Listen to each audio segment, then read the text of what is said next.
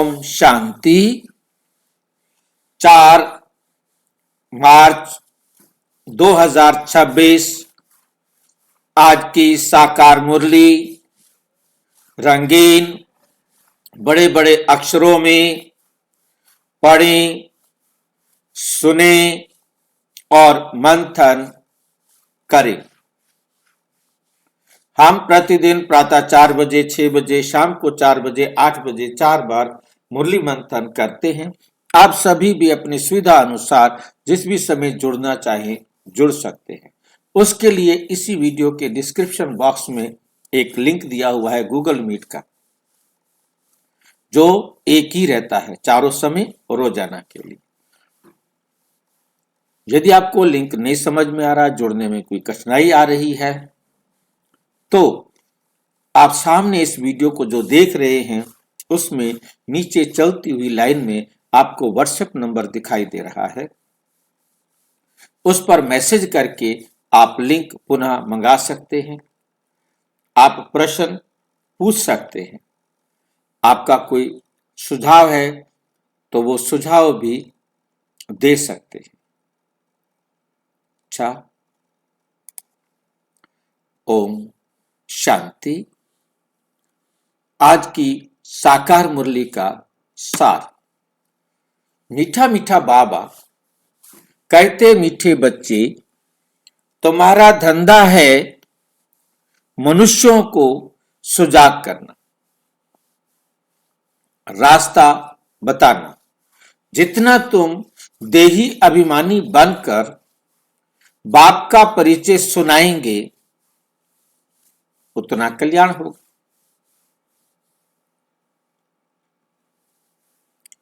हमारा धंधा क्या दिया है बाबा ने? मनुष्यों को सुजाग करना, उनको जागृत करना है, उनको रास्ता बताना है। जितना तुम देही अभिमानी बनकर बाप का परिचय सुनाएंगे उतना कल्याण होगा। देही अभिमानी बनकर क्यों सुनाएं? क्या फर्क होगा देह अभिमानी बनकर सुनाने में और देही अभिमानी बनकर सुनाने में? क्यों हमें कहा जा रहा है कि देही अभिमानी? हम देह अभिमान करके भी तो सुना सकते हैं सारी बातें।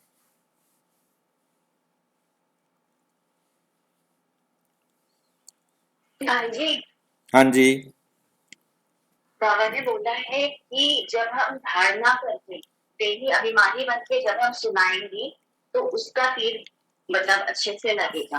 लेकिन खुद में धारणा नहीं होगी और दूसरों को धारणाओं के बारे में बताएंगे तो उसका तीर नहीं लगेगा।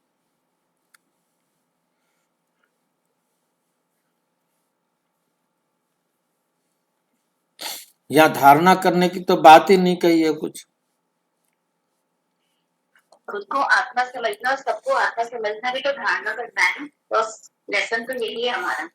आत्मा समझने से क्या फर्क पड़ जाएगा? मैं अपना जी जी देह अभिमान में रहेंगे तो विकर्म ही न होगा। देही अभिमानी में रहेंगे तो विकर्म नहीं होगा। भाई जी, अगर हम आत्मा समझ के करेंगे ना तो हमारे अंदर जो हमारी गुण शक्तियां हैं, जो हमारा शांति का स्वरूप है, आनंद स्वरूप, ज्ञान स्वरूप है, तो ये हमारे जो मूल धारणाएं हैं, मूल है हमारा, वो सब उसमें सहमित होगा ना। तो भाई जी, जैसे हम होंगे वैसा ही अगर हम शांत स्वरूप से किसी को सुना रहे हैं तो उसका असर भी उस सुनाने वाली आत्मा पे पड़ेगा। अगर हम देह अभिमान में होंगे तो हम अपने आप में ही नहीं होंगे, फिर वही वाला होगा, विकारी रूप होगा। तो इसलिए हमें जो है वो बनना है, बिल्कुल देही अभिमानी बनना है, ताकि दूसरे पे भी प्रभाव पड़े उसका। भाई जी, ये ज्ञान आत्मा का ज्ञान है तो हमें आत्माओं को सुनाना है। देहोभान से सुनाएंगे तो हम देहों को सुनाएंगे। कान सुनने हैं, सुनना तो आत्मा नहीं है। आत्मा भी देहोभान से सुने। हाँ जी भाई जी, अपने को देह समझेंगे ना, सबसे पहले ज्ञान की धारणा ही नहीं है। पहली धारणा हमारे पास नहीं है क्योंकि हमने खुद को देह समझा हुआ है। जब हमने अपने आप को देह समझा हुआ है तो हम उनको रूहानी दृष्टि से नहीं देख सकते। हम उनको देह की दृष्टि से ही देखेंगे, देह के संबंध से ही देखेंगे। और जो हमारा ज्ञान है, जो बाबा ने हमें ज्ञान दिया है, शब्द बेशक वही होंगे हमारे, परंतु उनमें वो क्षमता, वो शक्ति नहीं होगी जो उन आत्माओं को प्रभावित कर सके, उन आत्माओं पर अपना असर डाल सके।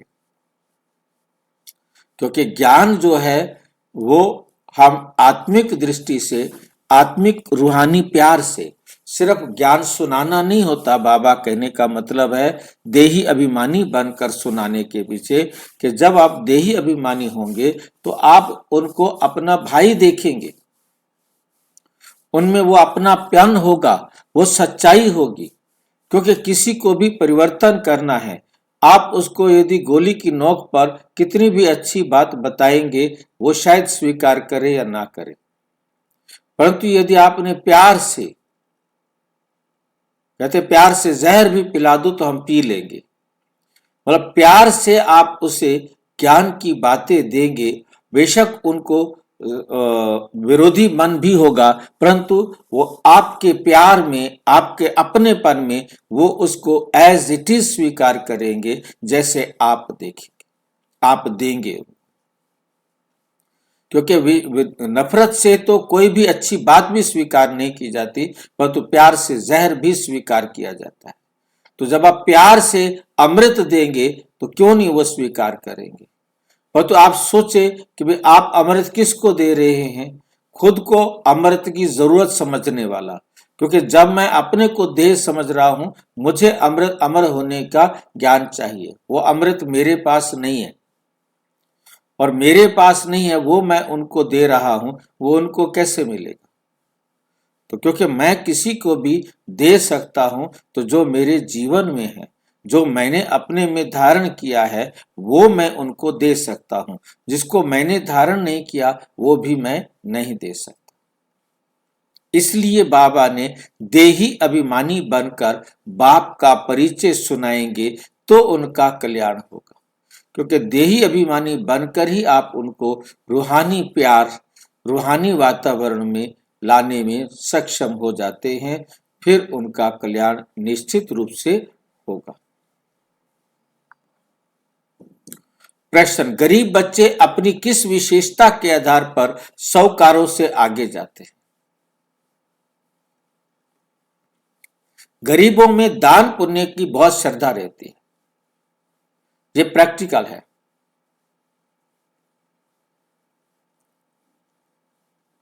क्योंकि उनके पास जितना सोचते कल और कमा लेंगे, खा लेंगे, ठीक है जाओ। और उनको ये भी होता है कि भी हमारे पास तो है नहीं, थोड़ा सा भी कर देंगे तो हमने नहीं किया था, आज हमको नहीं मिल रहा है। सत्संगों में कहा जाता है जिसने किया है उनको मिलता है। तो उनको ये बात बहुत अच्छी तरह समझ में आ जाती है और वो इसको अपने जीवन में अप्लाई करते हैं कि हमने पिछले जन्म में नहीं किया, अब तो कर ले, वो करेंगे। ये संस्कार बनाना भी बहुत मेहनत वाला काम है और ये गरीब जल्दी से बना सकते हैं। अमीर तो 99 के चक्कर में होने के कारण वो ये कर ही नहीं सकते। गरीब भक्ति भी लगन से करते हैं, वो पुण्य भी, दान पुण्य भी श्रद्धा से कर, बहुत श्रद्धा रहती है, और गरीब भक्ति भी लगन से करते हैं। साक्षात्कार भी गरीबों को होता है। साहूकारों को अपने धन का नशा रहता है। साहूकारों को क्या लेता है? अपने धन का नशा रहता है।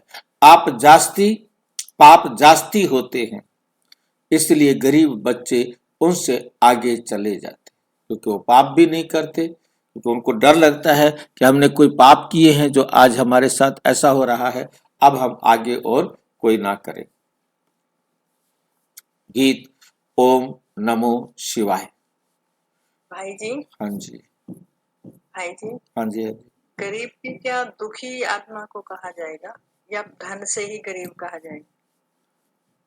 दुखी आत्मा,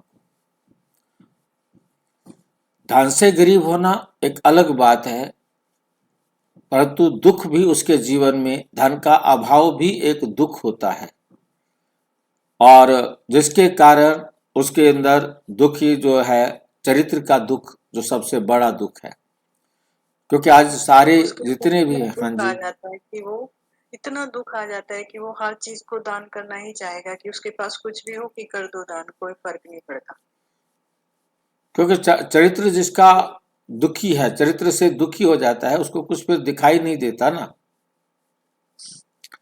कैरेक्टर वाइज भी दुख आते हैं और धन के भी दुख होते हैं, और फिर ड्रामा का पार्ट भी इसमें बहुत बड़ा रोल करता है, क्योंकि बहुत धनी व्यक्ति बहुत अच्छी श्रद्धा भावना वाले भी होते हैं, क्योंकि ये नहीं है कि एक पर लागू होता है, परंतु मैक्सिमम जो गरीब हैं, आर्थिक रूप से कम है, वो अपने कम में से भी कम दान के लिए निकाल देंगे, और दूसरा दुखी है वो फिर निकालेंगे। अब कई ऐसे गरीब लेकिन हैं, एक और गरीब होते हैं, हाँ जी, एक और गरीब होते हैं जिनको रूहानी ज्ञान नहीं है, समझ नहीं है, वो भी गरीब। हाँ, वही कैरेक्टर मीन्स रूहानी ज्ञान, क्योंकि कैरेक्टर जिनका खराब है तो उनके पास ज्ञान नहीं है ना, वो दुखी हैं। सबसे बड़े गरीब वही है। परंतु उस गरीबी के कारण वो धन दान करे, वो एक मुश्किल है उनके लिए, हाँ, वो मुश्किल। क्योंकि उनके लिए तो फिर वही रहता है वो कि गरीबी में खुश है वो।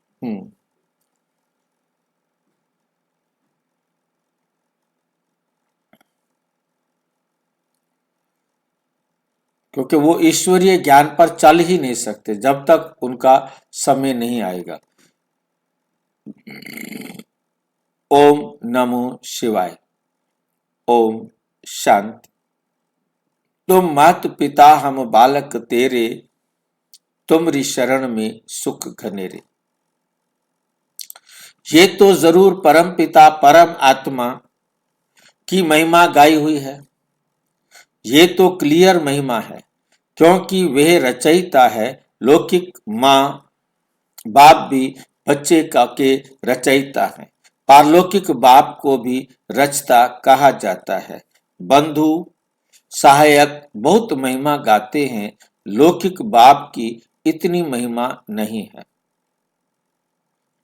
परम पिता परम आत्मा की महिमा ही अलग है। बच्चे भी महिमा करते हैं, ज्ञान का सागर है, नॉलेज फुल है, उनमें सारा ज्ञान है। नॉलेज कोई शरीर निर्वाह की पढ़ाई की नहीं है, नॉलेज कोई शरीर निर्वाह की पढ़ाई की नहीं है। उनको ज्ञान का सागर नॉलेजफुल कहा जाता है, तो जरूर उनके पास ज्ञान है, परंतु कौन सा ज्ञान? ये सृष्टि चक्र कैसे फिरता है उसका ज्ञान है, तो यही ज्ञान सागर पतित पावन है। श्री कृष्ण को कभी पतित पावन व ज्ञान का सागर नहीं कहते, उनकी महिमा बिल्कुल न्यारी है। दोनों हैं भारत के निवासी। शिव बाबा की भी भारत में महिमा है, शिव जयंती भी यहाँ मनाते हैं, श्री कृष्ण की जयंती भी मनाते हैं, गीता की भी जयंती मनाते हैं। 3 जयंती मुख्य हैं। अब प्रश्न उठता है कि पहले जयंती किसकी हुई होगी, शिव की या श्री कृष्ण की? मनुष्य तो बिल्कुल ही बाप को भूले हुए हैं। श्री कृष्ण की जयंती बड़े धूमधाम से प्यार से मनाते हैं। शिव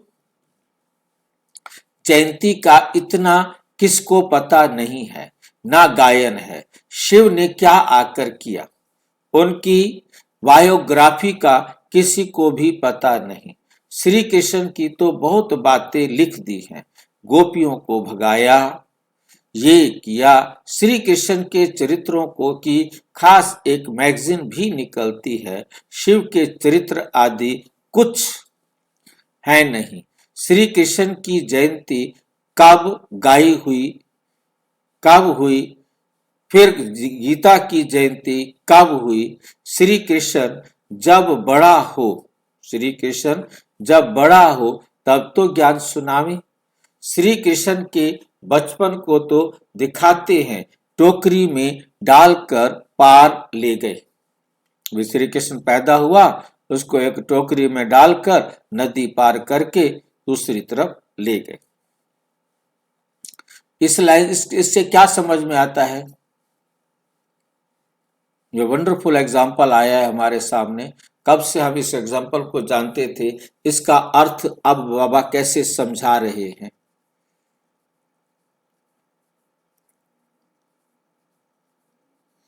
मथुरा से कहाँ लेके गए थे? गोकुल में। बीच में जमुना है। भाई जी, श्री कृष्ण को जब श्री कृष्ण बनते हैं तो कलयुग से सतयुग में जाते हैं ना।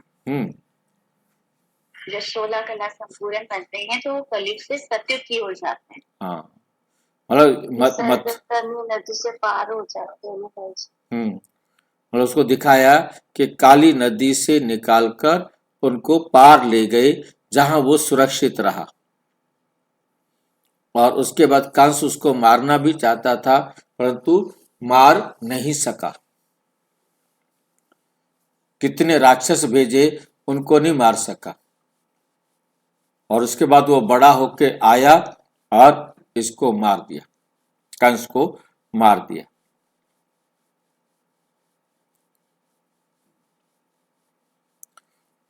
राक्षस आवाज, ये माना कि आपकी आवाज कट। विकारों में वो बहुत ज्यादा है ना।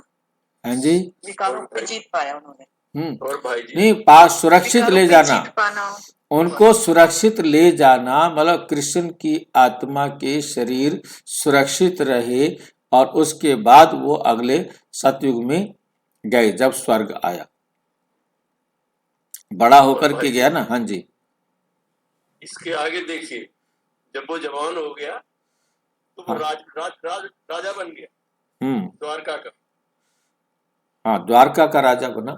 यहाँ से राजा, वहां का राजा नहीं बना वो। नहीं, देखिए मतलब क्या ज्ञान का गुण कहां से कहां तक पहुंचता है। बिल्कुल बिल्कुल। गजब है। वाह। क्योंकि वहां उस कंस का, उस आसुरी दुनिया का विनाश किया और वहां से वो भाग गया। अब भाग गया तो कहाँ भाग गया? द्वारका में चला गया। अच्छा देखिए, वहां भी कंस का ही राज था। जहां वो लेके गए वहां भी कंस का राज था, लेकिन वहां उस राजा नहीं बना, राजा बना द्वारका में जाके। मथुरा में तो राजा नहीं बना ना। जन्म हुआ है वो कंस के राज में ही हुआ है। हाँ, है ना। बिल्कुल बिल्कुल। गजब। बाबा तो आप पहेली है, वो पूरी ज्ञान पहेली है, बाबा की मुरली पूरी पहेली रहती है। मतलब उसके पढ़ाने का जो वंडरफुल तरीका है ना, वो बड़ा वंडरफुल। इतनी पहेलियां, रोज नई पहेली ले आता है। श्री कृष्ण पहेली भी और पहेली सेट भी होती है लौकिक में। सारा लौकिक बात जो ये बना हुआ है, जो भी ये करा है, वो सारा उससे सेट होता है। मतलब समझ में नहीं आता, बनाया तो सब कुछ है लेकिन समझाया बाबा ने इस तरह से हुआ सब। श्री कृष्ण के बचपन को तो दिखाते हैं, टोकरी में डालकर पार ले गए। बड़ेपन को दिखाते हैं, रथ पर खड़ा है, चक्र चलाते हैं, 16-17 वर्ष का होगा। बाकी चित्र छोटेपन के दिखाए हैं। अब गीता कब सुनाई? उसी समय तो नहीं सुनाई होगी। जब लिखते हैं फलानी को भगाया, ये किया, उस समय तो ज्ञान शोभे भी नहीं। ज्ञान तो जब बुजुर्ग हो तब सुनाए। गीता भी कुछ समय बाद सुनाई होगी। अब शिव ने क्या किया कुछ पता नहीं। अज्ञान नींद में सोए पड़े, सारी दुनिया अज्ञान नींद में सोई पड़ी है। बाप कहते हैं मेरी बायोग्राफी का कोई को पता नहीं, मैंने क्या किया। मुझे ही पतित पावन कहते हैं, मैं आता हूं तो साथ में गीता भी है। मैं साधारण बूढ़े अनुभवी तन में आता हूं। शिव जयंती तुम भारत में ही मनाते हो। कृष्ण जयंती, गीता जयंती, ये 3 मुख्य हैं। राम की जयंती तो बाद में होती है। इस समय जो कुछ होता है वो बाद में मनाया जाता है। सतयुग त्रेता में जयंती आदि होती नहीं। सूर्यवंशी से चंद्रवंशी वर्षा लेते हैं, सूर्यवंशी से चंद्रवंशी वर्षा लेते हैं और किसकी महिमा है नहीं।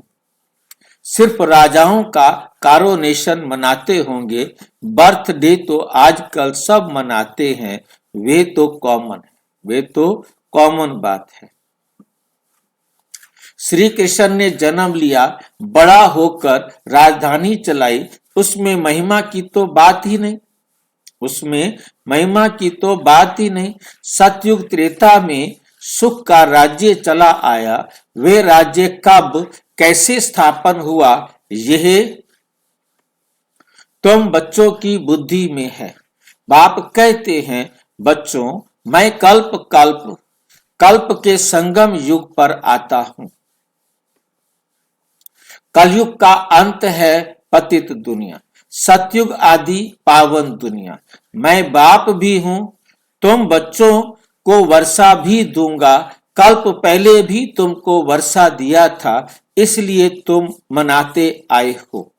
परंतु नाम भूल जाने से श्री कृष्ण का नाम डाल दिया है। बड़े ते बड़ा शिव है ना। पहले तो जब उनकी जयंती हो तब फिर साकार मनुष्य की हो। आत्माएं तो सब वास्तव में ऊपर से उतरती हैं। मेरा भी अवतरण है। श्री कृष्ण ने माता के गर्भ से जन्म लिया, पालना ली, सबको पुनर्जन्म में आना ही है। शिव बाबा पुनर्जन्म नहीं लेते, आते तो है ना, तो ये सब बाप बैठ समझाते हैं। ब्रह्मा विष्णु शंकर की त्रिमूर्ति दिखाते हैं ना। ब्रह्मा द्वारा स्थापना, क्योंकि शिव को तो अपना शरीर है नहीं, खुद बैठ बताते हैं, मैं इनके बूढ़े तन में आता हूं। यह अपने जन्मों को नहीं जानते, इनके बहुत जन्मों के अंत का यह जन्म है। पहले समझाना चाहिए पड़े, शिव जयंती बड़ी या श्री कृष्ण जयंती बड़ी। अगर श्री कृष्ण ने गीता सुनाई तो गीता जयंती तो श्री कृष्ण के बहुत वर्षों के बाद हो सके। जब श्री कृष्ण बड़ा हो तब गीता सुनाएगा ना। ये सब समझने की बातें हैं ना। लेकिन वास्तव में शिव जयंती के बाद हुई फट से गीता जयंती। शिव जयंती के बाद क्या आती है? गीता जयंती। ये भी पॉइंट्स बुद्धि में रखनी है। बाबा कहते ये पॉइंट्स भी बुद्धि में रखो, क्योंकि गीता जयंती कब आती है? शिव जयंती के बाद कृष्ण जयंती, और कृष्ण जयंती के कुछ ही समय बाद गीता जयंती भी रख देते हैं। तो आप सोचिए कि कृष्ण गीता जयंती कृष्ण के पैदा होने के बाद आएगी ना। पॉइंट्स बुद्धि में रखनी है। पॉइंट्स तो ढेर हैं, बिगर नोट किए याद रह ना सके। यदि उनको नोट ना किया हुआ हो तो सारी बातें बुद्धि में याद रह नहीं सकती। बाबा इतना नजदीक है, उनका रथ है, वे भी कहते हैं सब पॉइंट्स समय पर याद आ जाए, मुश्किल है। ब्रह्मा बाबा भी कह रहे हैं कि सारी पॉइंट्स एकदम समय पर याद आ जाए, ये मुश्किल है। कई भाई बहन कहते हैं हम मुरली सुनते हैं, मुरली सुनने के बाद जल्दी भूल जाते हैं, फिर हमें याद ही नहीं रहता क्या कहा है। ये सबके साथ है। बाबा कितना क्लियर समझा रहे हैं, ये सबके साथ है कि सारी बातें याद नहीं रहती हैं। उनमें से जो अच्छी अच्छी बातें हों उनको जो लिख सकते हैं वो उनको लिख ले तो बहुत अच्छा है। जब फिर टाइम मिले लिखो, तो उसके साथ ये भी याद रखना है कि दिन में जब भी टाइम मिले योग लगाने के लिए बैठे तो आप उन पॉइंट्स को पढ़ो। वो पॉइंट्स आपको योग लगाने में हेल्प करेंगे, क्योंकि आपकी बुद्धि उन पॉइंट्स को चिंतन करने में, मनन करने में बिजी हो जाएगी। आपके पास लिखे हुए हैं तो आप उनको तुरंत याद करें। नहीं तो योग में बैठने से पहले चाहे 2 मिनट 5 मिनट आप मुरली का चाहे कुछ भी पढ़ ले, कहीं से भी कोई भी पैराग्राफ पढ़ ले, और फिर आप बैठेंगे तो वो ज्ञान की बातें आपको मंथन करने में सहयोगी बनेगी। क्योंकि पहले टाइम था कि लिखी हुई मुरली नहीं होती थी, आज लिखी हुई मुरली भी है, सबके पास मोबाइल में भी मुरली है, ठीक नहीं। और जो पढ़ नहीं सकते सुन ले, वो कोई मुरली चलाओ कहीं से भी, थोड़ा सा सुनो और उसके बाद उस पर अपना बैठकर विचार सागर मंथन करो कि ये बाबा ने कहा, अब हमने इस पर विचार सागर मंथन करना है। जब आप उस पर विचार सागर मंथन करेंगे, बुद्धि उसको सहज स्वीकार कर लेगी। ये मन मना भाव वाला योग हो जाएगा और वो भी बाबा की श्रीमत के अनुसार, उनकी श्रीमत जो है वो भी याद आएगी और उसको सोचेंगे तो वो बात भी आपको पक्की हो जाएगी। जैसे बच्चा याद करता है, ऐसे मन मना भाव का मतलब भी है याद करना।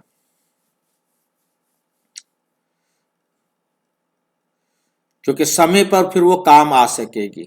यदि आपने उन पॉइंट्स को समेट कर रखा होगा तो एक सुगढ़ गृहिणी की तरह मुझे आता है। जो एक सुगढ़ गृहिणी होती है वो घर की एक एक चीज को बड़ी युक्ति से निश्चित स्थान पर रखती है। वो लाइट ना हो, अंधेरा भी हो तो भी वो उस चीज को उठाकर ला सकती है, क्योंकि उसने हर चीज एक्यूरेट स्थान पर रखी है। रोजाना उसका काम होता है कि कुछ टाइम अपने घर को सेट करने का। भाई जी, हाँ जी, जैसे हम सुबह योग में बैठते हैं तो योग में बैठा माना, जैसे कि हम आज आपने ये कराया कि रूप बसंत ज्ञान विज्ञान अल्फबे, तो किस तरह से हमें जो है बनना है, ये सब कैसे हम अपने जीवन में धारण करें, क्या मैं अभी रूप बना हूँ या नहीं बना हूँ, बसंत कैसे बन सकता हूँ, तो यही सब विचार मंथन चलना ही योग है भाई। बिल्कुल बिल्कुल बिल्कुल। वो कमी हम अपने अंदर देखें क्यों नहीं है, कैसे वो आ जाए, वो बैठकर समझानी है। आज तक मैंने नहीं किया, अब से करना शुरू कर देता हूं, खत्म बात। यही योग है। मतलब बाबा के साथ बैठ करके अपने आप को प्रिपेयर करना बाबा की श्रीमत पर चलने के लिए।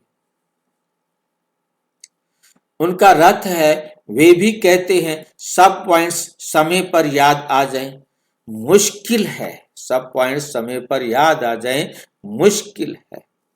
बाबा ने समझाया है, सबको दो बाप का राज समझा। शिव बाबा की जयंती मनाते हैं, जरूर आता होगा जैसे क्राइस्ट बुद्ध आदि आकर अपना धर्म स्थापन करते हैं, आकर अपना धर्म स्थापन करते हैं। वे भी आत्मा आकर प्रवेश करे, धारण करती है, स्थापना करती है। वे है हेवनली गॉड फादर। वे क्या है? हेवनली गॉड फादर, सृष्टि का रचयिता। तो जरूर नई सृष्टि रचेंगे, पुरानी छोड़ ही देंगे, थोड़े ही रचेंगे। नई सृष्टि को स्वर्ग कहा जाता है, अभी है नर्क। बाबा कहते हैं मैं कल्प कल्प के संगम पर आकर, कल्प कल्प का मतलब होता है हर कल्प, हर कल्प के बाद आपने यहाँ तो एक दो बार कल्प लिखा है, आपने कई बार 3 कल्प भी लिखा हुआ देखा है। 2 कल्प लिखने और 3 कल्प लिखने का क्या मतलब होता है?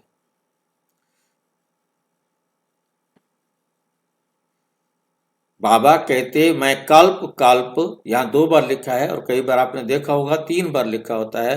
कल्प कल्प कल्प के संगम पर आकर तुम बच्चों को राजयोग का ज्ञान देता हूं। दोनों वाक्यों में क्या अंतर होगा? 2 बार कल्प कल्प या 2 बार कोई भी शब्द रिपीट किया जाता है, उसका मतलब समझ लो हर कल्प, हर दिन, हर साल, हर महीने, महीने महीने, हर महीने, साल साल, हर साल। कल्प कल्प का मतलब है हर साल, हर कल्प। और फिर तीसरी बार जब कल्प लगाया जाता है वो बताता है कल्प के संगम युग पर। और हर कल्प कल्प मैं आता हूं, कल्प कल्प के संगम पर आता हूं, ये एक बार कल्प और लिखा होना चाहिए था, तब ये ठीक वाक्य बनता। इसलिए मैं यहां रुक गया, क्योंकि मैं हर कल्प कल्प के संगम पर आता हूं। जब तीसरा कल्प लिखा जाता है तब बनता है कि मैं कल्प के संगम पर आता हूं। कौन से संगम पर आता हूं? हर कल्प तो आते हैं, पर तो हर कल्प कब आते हैं वो तब समझ में आता है जब तीसरी बार कल्प लिखा जाए, कल्प के संगम युग पर। रात दिन के संगम युग पर हर कल्प आते हैं, परंतु संगम किसका होता है वो भी बताना जरूरी है। इसलिए तीसरा कल्प यहां पर मिस है। कल्प के संगम पर आकर तुम बच्चों को राजयोग का ज्ञान देता हूं। यह है भारत का प्राचीन योग। किसने सिखाया? शिव बाबा का नाम तो गुम कर दिया है। शिव बाबा का नाम तो गुम कर दिया है। एक तो कहते गीता का भगवान श्री कृष्ण और विष्णु आदि के नाम दे देते हैं। शिव बाबा ने राजयोग सिखाया था, किसको पता नहीं है। शिव जयंती निराकार की जयंती ही दिखाते हैं। शिव जयंती निराकार की जयंती ही दिखाते हैं। वे कैसे आया, क्या आकर किया? वे तो सर्व का सदगति दाता, लिबरेटर, गाइड है। अभी सर्व आत्माओं को गाइड चाहिए। परमात्मा वे भी आत्मा, जैसे मनुष्यों का गाइड भी मनुष्य होता है, वैसे आत्माओं का गाइड भी आत्मा चाहिए। वे तो सुप्रीम आत्मा ही कहेंगे। मनुष्य तो सब पुनर्जन्म ले पतित बनते हैं, फिर पावन बनाए वापिस कौन ले जाए। बाप कहते हैं मैं ही आकर पावन होने की युक्ति बताता हूं, तो मुझे याद करो। श्री कृष्ण तो कह ना सके कि देह का संबंध छोड़ो। वे तो 84 जन्म लेते हैं, सब संबंधों में आते हैं। बाप को अपना शरीर नहीं है। तुमको ये रूहानी यात्रा याद बाबा सिखलाते हैं। तुमको ये रूहानी यात्रा बाप सिखलाते हैं। ये है रूहानी बाप की रूहानी यात्रा। रूहानी बच्चों प्रति रूहानी ज्ञान। ये है रूहानी बच्चों प्रति रूहानी ज्ञान। श्री कृष्ण कोई का रूहानी बाप थोड़े ही है, सबका रूहानी बाप मैं हूं। मैं ही गाइड बन सकता हूं। Liberator, guide, blissful, peaceful, ever pure, सब मेरे लिए कहते हैं। अभी तुम आत्माओं को नॉलेज दे रहे हैं। बाप कहते हैं मैं इस शरीर द्वारा तुमको दे रहा हूं। तुम भी शरीर द्वारा नॉलेज ले रहे हो। वे है गॉड फादर। उनका रूप भी बताया है। जैसे आत्मा बिंदी है, वैसे परमात्मा भी बिंदी है। ये कुदरत है ना। वास्तव में बड़ी कुदरत तो यह है। इतने छोटे स्टार में 84 जन्मों का पार्ट है। ये कुदरत है। बाप का भी ड्रामा में पार्ट है। भक्ति मार्ग में भी तुम्हारी सर्विस करते हैं। तुम्हारी आत्मा में 84 जन्मों का पार्ट अविनाशी है। इसको कहा जाता है कुदरत। इसका वर्णन कैसे करें? इतनी छोटी सी आत्मा है। ये बातें सुनकर वंडर खाते हैं। आत्मा है भी स्टार माफिक। 84 जन्म एक्यूरेट भोगती है। सुख भी यह एक्यूरेट भोगेगी। ये कुदरत है। बाप भी है आत्मा, परम आत्मा। बाप भी क्या है? आत्मा है। हेलो, हाँ भाई जी, आवाज नहीं आ अच्छा देखता हूँ।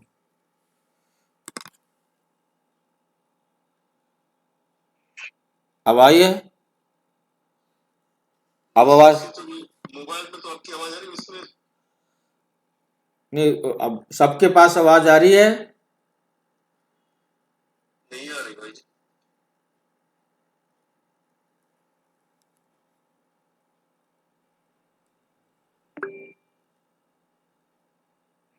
आ रही है भाई, आ रही है। आवाज आ रही है, माइक बंद आपने है। सबको म्यूट कर रखा अच्छा ठीक है, ठीक है। आ रही है। उन भाई जी का कुछ पता है?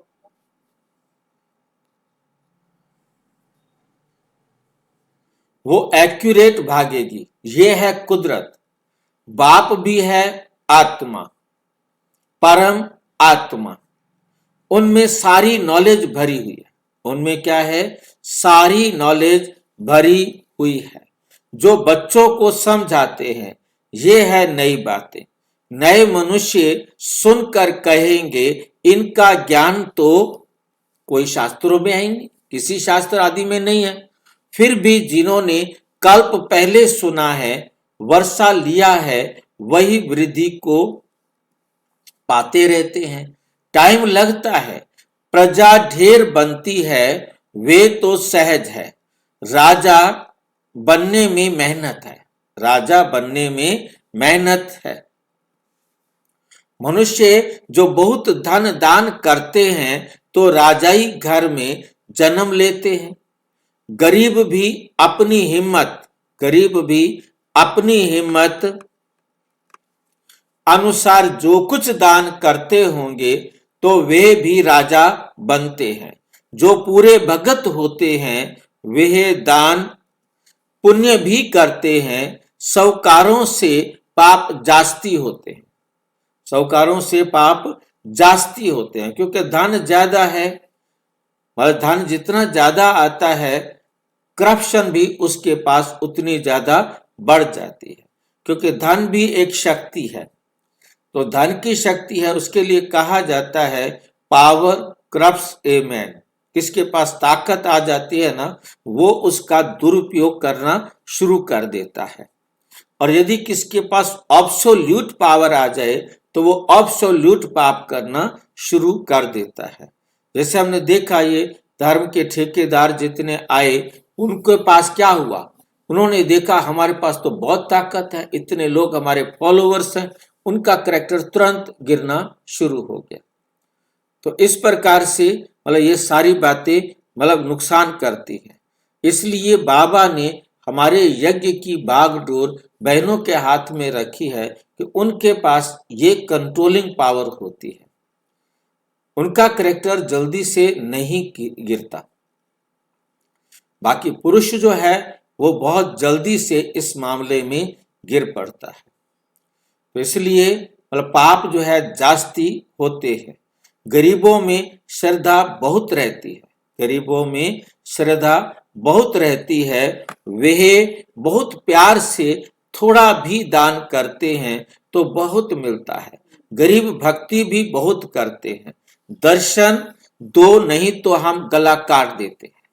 साहूकार ऐसे नहीं करेंगे, वो अपना गला काटने के लिए तैयार नहीं होगा, क्योंकि मैंने तो सुख भोगना है। साक्षात्कार भी गरीबों को होते हैं, वही दान पुण्य करते हैं। राजाएं भी वे बनते हैं।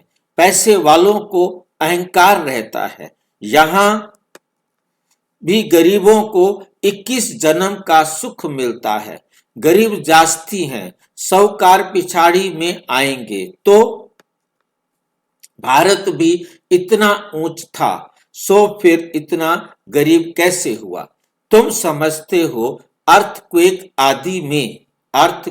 आदि में सब महल आदि चले जाएंगे तो गरीब हो जाएगा। रावण राज्य होने से हाहाकार हो जाता है। फिर ऐसी चीजें रह ना सके। हर चीज की आयु तो होती है ना। वहां जैसे मनुष्यों की आयु बड़ी होती है, वैसे मकान की भी आयु बड़ी होती है। सोने के मार्बल के बड़े बड़े मकान बनते जाएंगे, सोने के तो और ही मजबूत होंगे। नाटक में भी दिखाते हैं ना, लड़ाई होती है, मकान टूट फूट जाते हैं, फिर बन जाते हैं। उन्हों की बनावट ऐसी होती है, ये जो स्वर्ग के महल आदि बनाएंगे, ऐसे तो नहीं दिखाएंगे। मिस्त्री लोग कैसे मकान बनाते हैं? हाँ, समझते हैं वही मकान होंगे, आगे चल तुमको साक्षात्कार होगा, ऐसा विवेक कहता है। इन बातों से बच्चों का ताल्लुक नहीं। बच्चों को तो पढ़ाई पढ़नी है, स्वर्ग का मालिक बनना है। स्वर्ग और नर्क अनेक बार पास हुआ है, अभी दोनों पास हुए हैं, अभी है संगम। सतयुग में ये नॉलेज नहीं होगी। इस समय तुम बच्चों को पूरी नॉलेज है। लक्ष्मी नारायण को ये राज्य किसने दिया था? अभी तुम बच्चों को मालूम है। इन्होंने ये वर्षा किस से पाया? यहाँ पढ़ाई पढ़कर स्वर्ग का मालिक बनते हैं। बाबा कहते हैं यहाँ पढ़ाई पढ़कर क्या बनेंगे? स्वर्ग का मालिक बनते हैं। फिर वहां जाकर महल आदि बनाते हैं। सर्जन भी बड़े बड़े हॉस्पिटल बनाते हैं ना। बाप तुम बच्चों को दिन प्रतिदिन अच्छी अच्छी पॉइंट्स सुना रहे हैं। तुम्हारा धंधा ही है। तुम्हारा धंधा क्या है? तुम्हारा धंधा ही है मनुष्यों को सुजाग करना, रास्ता बताना। जैसे बाप कितना प्यार से बैठ समझाते हैं, देह अभिमान की दरकार नहीं। बाप को कभी देह अभिमान नहीं हो सकता। तुमको मेहनत सारी देह अभिमानी होने से में लगती है। जो देही अभिमानी बन बाप का बैठ परिचय देते हैं, गोया बहुतों का कल्याण करते हैं। पहले देह अभिमान आने से फिर और विकार आते हैं। लड़ना झगड़ना, नवाबी से चलना देह अभिमान है। भल अपना राजयोग है तो बहुत साधारण रहना है। थोड़ी चीज में अहंकार आ जाता है। घड़ी फैशनेबल देखी तो दिल होगी ये पहने। घड़ी फैशनेबल देखी तो दिल होगी ये वाली घड़ी मैं पहनूं। ख्याल चलता रहेगा। इसको भी देह अभिमान कहा जाता है। अच्छी ऊंची चीज होगी तो संभालना पड़ेगा। गुम होगी तो ख्याल होगा। अंत समय कुछ भी याद आया तो पद भ्रष्ट हो जाएगा। यह देह अभिमान की आदतें हैं। फिर सर्विस बदले डिस सर्विस भी जरूर करेंगे। रावण ने तुमको देह अभिमानी बनाया है। देखते हो बाबा कितना साधारण चलते हैं। हर एक की सर्विस देखी जाती है। महारथी बच्चों को अपना शो करना है।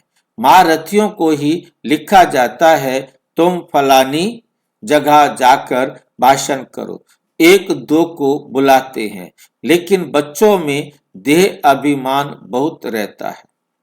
बच्चों में देह अभिमान बहुत रहता है। भाषण में भले अच्छे हैं, परंतु आपस में रूहानी स्नेह नहीं है। देह अभिमान लूण पानी बना देता है। कोई बात में झट बिगड़ पड़ना ये भी नहीं होना चाहिए। इसलिए बाबा कहते हैं कोई को भी पूछना है तो बाबा से आकर पूछे। कोई कहे बाबा आप कितने बच्चे हैं? आपको कितने बच्चे हैं? कहूंगा बच्चे तो अनगिनत हैं, परंतु कोई कपूत तो कोई सपूत अच्छे अच्छे हैं। ऐसे बाप का तो फरमान बरदार वफादार बनना चाहिए ना। अच्छा। मीठे मीठे सिक्की लदे बच्चों प्रति माता पिता बाप दादा का याद प्यार और गुड मॉर्निंग। रूहानी बाप की रूहानी बच्चों को नमस्ते। हम रूहानी बच्चों की रूहानी बाप दादा को नमस्ते नमस्ते नमस्ते। धारणा के लिए मुख्य सार।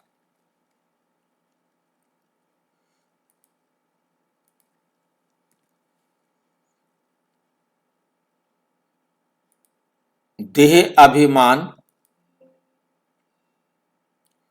में आकर किसी भी प्रकार का फैशन नहीं करना है। देह अभिमान में आकर किसी भी प्रकार का फैशन नहीं करना है।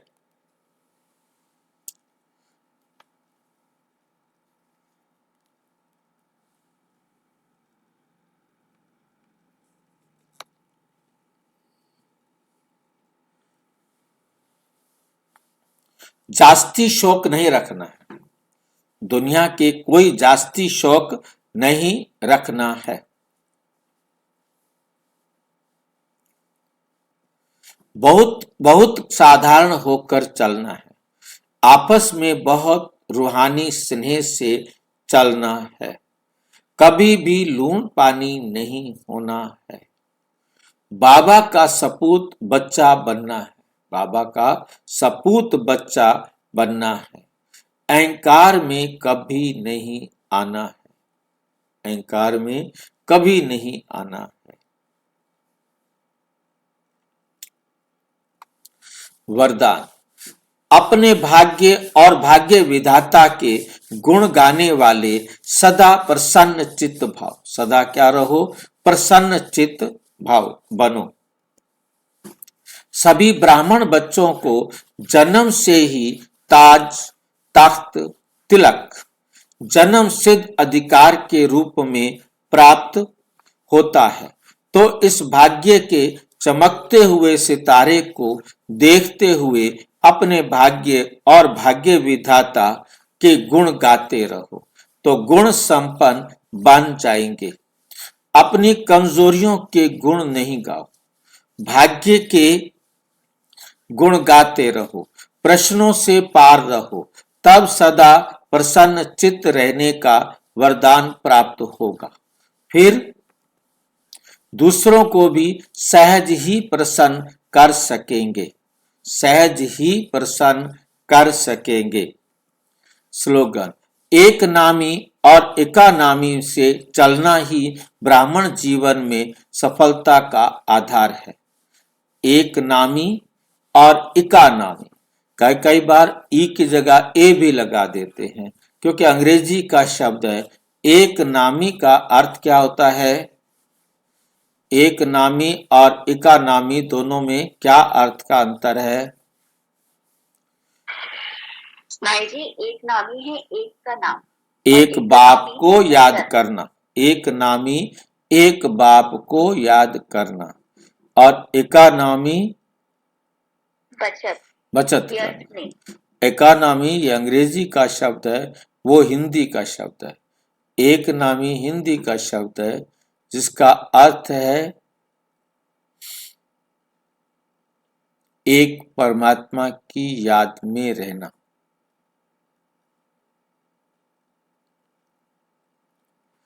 ब्राह्मण जीवन में सफलता का आधार है।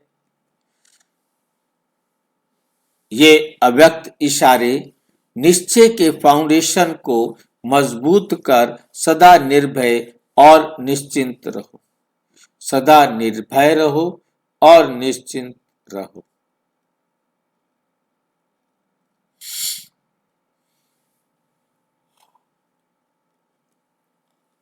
निश्चय सदा ही निश्चिंत बनाता है।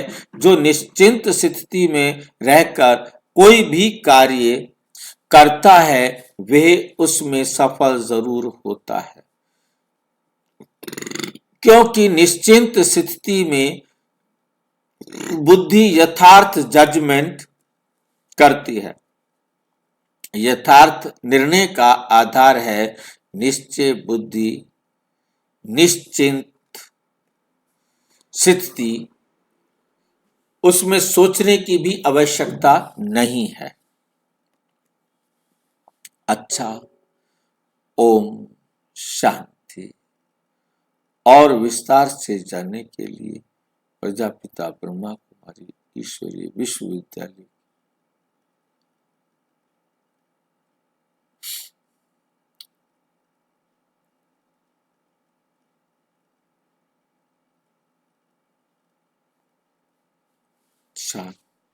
ओम शांति। और विस्तार से जानने के लिए प्रजापिता ब्रह्मा कुमारी ईश्वरीय विश्वविद्यालय के किसी भी सेवा केंद्र पर संपर्क करें। और यदि कोई प्रश्न है तो 9213106986 पर अराटाई या टेलीग्राम करें 9650692270 पर केवल व्हाट्सएप करें, फोन नहीं। ओम शांति।